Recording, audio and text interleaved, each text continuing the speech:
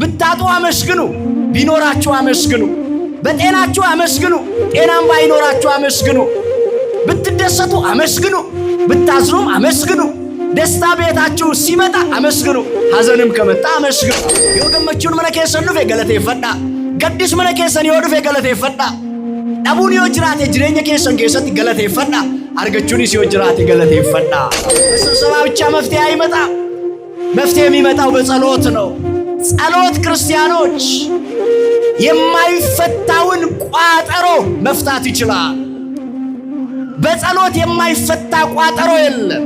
በጸሎት የማይፈታ እንቆቅልሽ የለም። በጸሎት የተሰበረው ይጠገናል። በጸሎት የጠፋው ይገኛል። በጸሎት የጎደለው ይሞላል፣ የራቀው ይቀርባል። በጸሎት ለዚያ ነው ሳታቋርጡ ጸልዩ ይላል።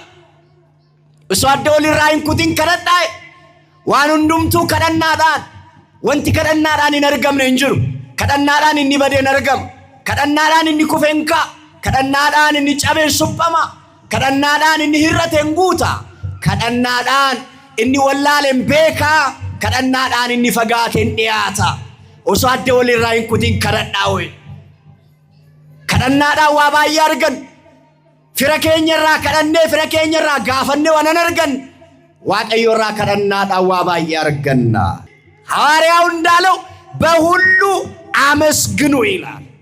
ምንድነው የምናመሰግንበት ምእመና?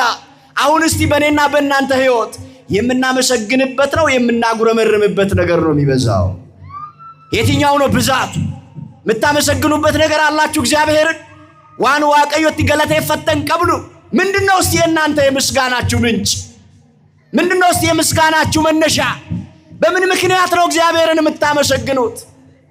ጌታ ሆይ እኚህን የመሰሉ ልጆች ስለሰጠኸኝ አመሰግናለሁ ብላችሁ ስለ ልጆቻችሁ እግዚአብሔርን አመስግናችሁ ታውቃላችሁ? ባለትዳሮች እግዚአብሔር ሆይ ይህንን የመሰለ ቤት ስለሰጠኸኝ አመሰግናለሁ ብላችሁ በሰራችሁበት በምትኖሩበት ቤት እግዚአብሔርን ታመሰግናላችሁ።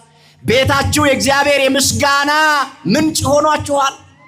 በምንድነው እግዚአብሔርን የምታመሰግኑት? ከምናመሰግንበት ይልቅ የምናለቅስበት የምናንጎራጉርበት ነገር ብዛቱ፣ የምናጉረመርምበት ነገር ብዛቱ። ክርስቲያኖች በህመማችሁ ታመሰግናላችሁ? ስለ ህመማችሁ እግዚአብሔርን ታመሰግናላችሁ?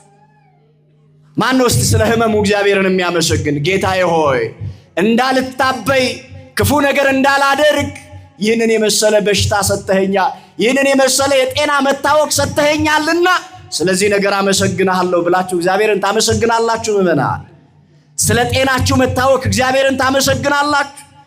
ሐዋርያው እንዳለው በሁሉ አመስግኑ ይላል። በሁሉ አመስግኑ። ብታጡ አመስግኑ፣ ቢኖራችሁ አመስግኑ። በጤናችሁ አመስግኑ፣ ጤናም ባይኖራችሁ አመስግኑ። ብትደሰቱ አመስግኑ፣ ብታዝኑም አመስግኑ። ደስታ ቤታችሁ ሲመጣ አመስግኑ፣ ሐዘንም ከመጣ አመስግኑ። ማጣት በህይወታችሁ ካለ አመስግኑ፣ ማግኘትም ሲመጣ አመስግኑ።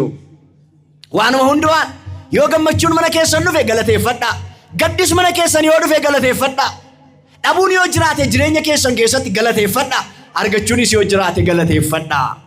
ስናገኝ እናመሰግናለን፣ ስናጣ እናጉረመርማለን። ሲኖረን እናመሰግናለን፣ ስናጣ እናለቅሳለን። ጤነኛ ስንሆን አናመሰግንም፣ ስንታመም እግዚአብሔርን እንጠራዋለን።